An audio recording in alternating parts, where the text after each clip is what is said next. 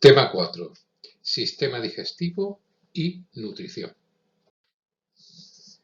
Antes de comenzar el estudio a fondo del aparato digestivo, su estructura y su función, y de estudiar después todos los procesos de nutrición celular, vamos a definir lo que es el metabolismo y vamos a dejar claro cuál es el último objetivo, cuál es la finalidad específica de la nutrición, puesto que los procesos nutritivos tienen como objetivo fundamental el cebar, el servir de aporte fundamental a todas las reacciones metabólicas. Por lo tanto, si no sabemos cuál es el objetivo final, si no sabemos cuál es la finalidad de todo el proceso nutritivo, pues se nos iba a quedar un poquito en el aire. Por eso empezamos por la parte final. ¿Por qué? Porque todos los seres humanos, en definitiva, somos máquinas químicas. Es decir, vamos a obtener nuestros componentes y energía mediante un conjunto de reacciones químicas. Bueno, pues todo ese conjunto de todas esas reacciones químicas que se producen en el medio interno de los seres vivos es lo que recibe el nombre de metabolismo celular. La mayoría de estas reacciones, como ya he dicho, se van a producir en el citoplasma celular y otras se van a producir en orgánulos especiales, fundamentalmente mitocondria y cloroplastos. Y son rutas imprescindibles para comprender el metabolismo en general. Las reacciones metabólicas tienen como objetivo fundamental obtener energía para sintetizar las biomoléculas de las cuales estamos constituidos y además obtener energía para mantener toda la organización que constituye la vida del ser humano. La energía que nos sirve para relacionarnos, para reproducirnos, para crecer, se obtiene fundamentalmente de todas las reacciones metabólicas. Y todas estas reacciones metabólicas, al ser reacciones con compuestos orgánicos, son reacciones muy lentas. Tienen que estar catalizadas por unas proteínas especiales que se llaman enzimas, que hacen que vayan a mayor velocidad. Por tanto, ¿qué es el metabolismo? El metabolismo es el conjunto de todas las reacciones químicas que se van a dar en el interior del ser humano. El conjunto de todas las reacciones químicas que se van a producir en el interior de las células.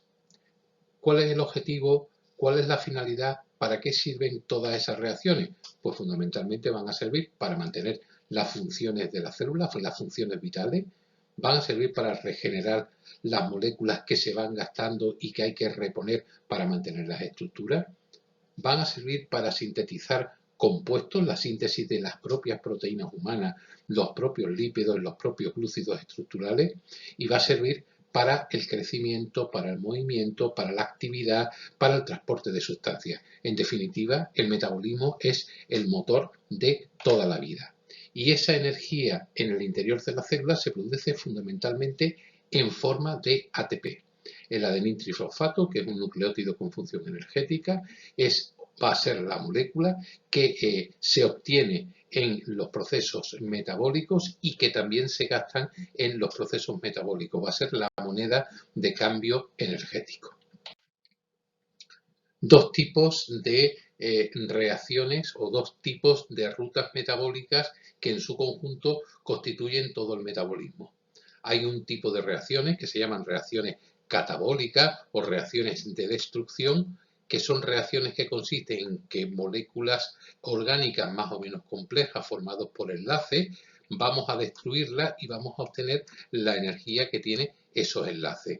El conjunto de esas reacciones que sirven para obtener energía se llaman reacciones catabólicas.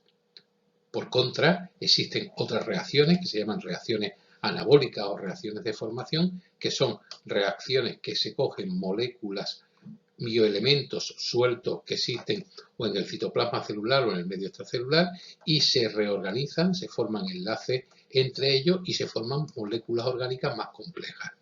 Este tipo de reacciones consumen gran cantidad de energía, como hemos dicho, fundamentalmente en forma de ATP y constituyen el segundo tipo de metabolismo de reacciones metabólicas. Por tanto, dos tipos de reacciones metabólicas totalmente distintas que en su conjunto forman el metabolismo. Las reacciones catabólicas y las reacciones anabólicas. Y ambas se relacionan mediante la producción del ATP. En las reacciones catabólicas, desde moléculas complejas vamos a obtener moléculas más sencillas, se va a liberar parte de calor, pero lo que fundamentalmente se obtiene es ATP.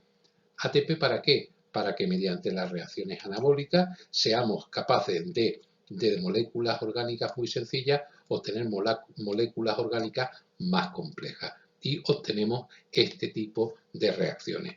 Para obtener estas moléculas básicas, que son las que forman las reacciones anabólicas para obtener nuestras propias moléculas, tenemos que partir de los nutrientes. Estos nutrientes vienen de la alimentación y la alimentación tenemos que pasarlo por el aparato digestivo.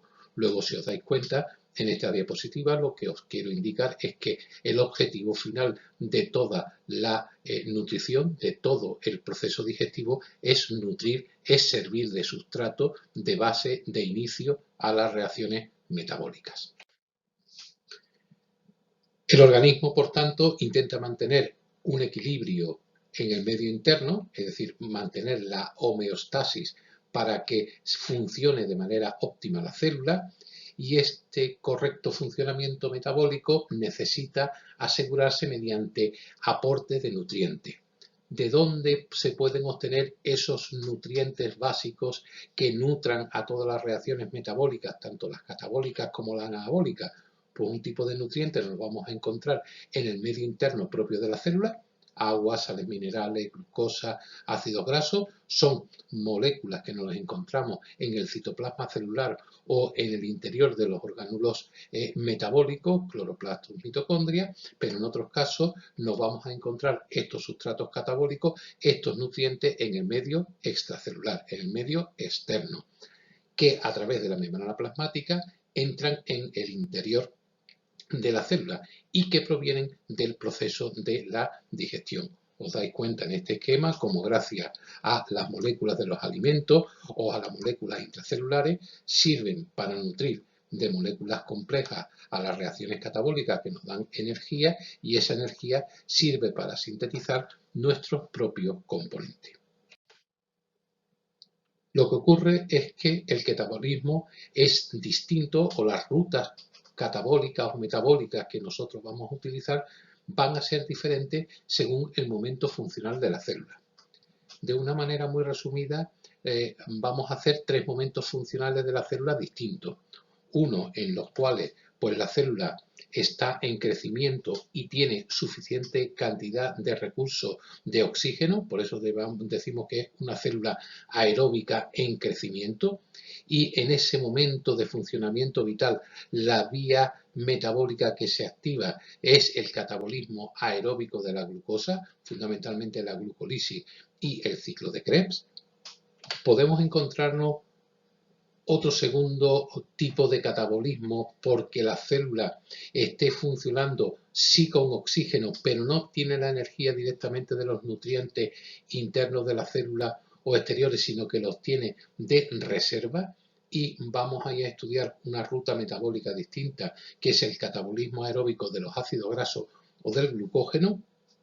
Y en tercer lugar tenemos una vía de urgencia, una vía que solo aparece cuando no existe oxígeno, porque hay una demanda muy grande de oxígeno y hace que éste baje sus niveles, y obtiene las energías de la reserva del medio intracelular y constituye un gran grupo de reacciones que se llaman las fermentaciones. Vamos a concretarlo con un esquema para que lo entendamos mejor. En condiciones normales, lo que podríamos considerar como la célula en funcionamiento metabólico en reposo, lo que utiliza son un tipo de reacciones que se llaman células aeróbicas en crecimiento y el catabolismo aeróbico de la glucosa, que empiezan con los glúcidos. Estos glúcidos atraviesan la membrana plasmática, llegan al citoplasma celular. En el citoplasma celular, gracias a un proceso de la glucólisis, se transforman en ácido pirúvico. Ese ácido pirúvico entra en el interior de la mitocondria y en el interior de la mitocondria se produce el ciclo de Krebs. El ciclo de Krebs, que como veis aquí, va a producir fundamentalmente dióxido de carbono, que es lo que se excreta al exterior como sustancia tóxica, pero también va a producir moléculas reducidas que en la misma membrana de la mitocondria, en un proceso que se llama fosforilación oxidativa, se convierte en ATP. Luego, en la célula aeróbica en crecimiento, lo que se produce es el catabolismo aeróbico de la glucosa que convierte los glúcidos en dióxido de carbono, en agua y en gran cantidad de energía que es ATP. Cuando nos falta la materia prima, cuando no tenemos glúcidos, utilizamos una célula, utilizamos nuestras reservas. Consideramos a la célula en situación de funcionamiento con oxígeno, pero que necesita recurrir a sus reservas, pues porque hay un esfuerzo muscular extra. Y entonces va a coger y va a recurrir a los lípidos. Esos lípidos sabéis que están compuestos fundamentalmente de ácido graso y glicerina. Esos ácidos grasos, gracias a un proceso que se llama beta-oxidación de los ácidos grasos, van a entrar en la mitocondria, van a catabolizarse en el ciclo de Krebs, que nos va a volver a dar dióxido de carbono, agua y ATP. Luego, la célula con metabolismo aeróbico, obteniendo la energía de las reservas, utiliza fundamentalmente la ruta del catabolismo de los ácidos grasos o del glucógeno, que en este caso vendría directamente a convertirse en glucosa. Y por último tenemos una vía que no tiene nada que ver con esta, que es la vía que hemos dicho de urgencia. Es la vía que utiliza la célula con un metabolismo sin oxígeno y obtiene la energía de la reserva del propio medio intracelular. Es cuando ocurre cuando una célula está en una situación de estrés funcional y sin oxígeno, por ejemplo, una célula muscular con un esfuerzo rápido y entonces recurre a unas reacciones citoplasmáticas sin oxígeno que se llaman fermentaciones. Hay varios tipos de fermentaciones, como la fermentación láctica, la fermentación acética, la fermentación butírica. Nosotros, en el medio intracelular, fundamentalmente hablaremos de la fermentación láctica. Ahí tenéis lo que ocurriría, los tipos de catabolismo según el movimiento funcional de la célula. Tengo la molécula central, que es la glucosa. Esa glucosa la podemos aportar directamente desde la dieta o venir desde el glucógeno y movemos esas reservas energéticas.